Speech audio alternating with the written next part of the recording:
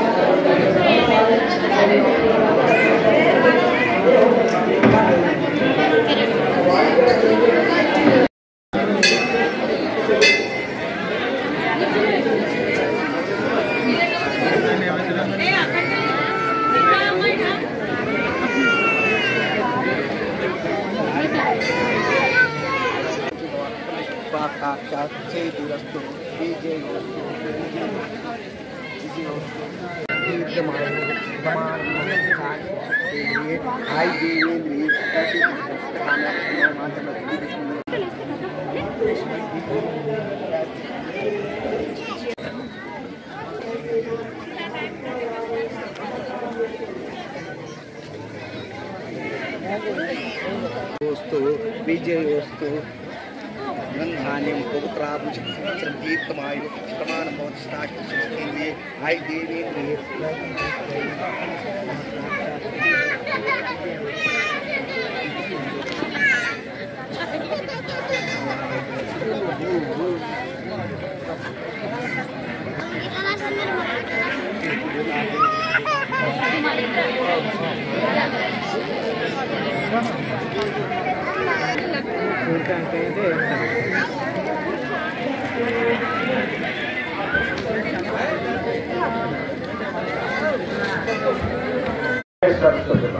जय जय सरस्वती महापर्वदिनम सरस्वती मात जन्मदिनम वसंत पंचमी रोजु सरस्वती अम्मवारी जन्मिंचाరు.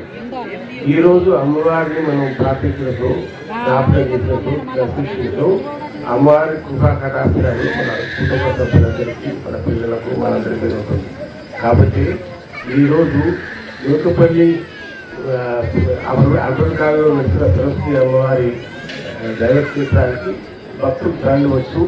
పిల్లలు కూడా అక్షరాభ్యాసాలు వాళ్ళు కూడా అర్థం చేసుకుంటూ అమ్మవారి కృపకు కటాక్షానికి వాళ్ళు పాత్రలు అయిపోతారు. ఈరోజు యజ్ఞయాగాలు, భోజనాలు విశ్వ స్థాయిలో కూడా జరుగుతుంటూ ప్రజలందరికీ కూడా సకల సంతోషంతో మహా ఉత్సవంతో ఉత్సవాన్ని జరుపుకున్న సందర్భంలో మీ అందరికీ అమ్మవారి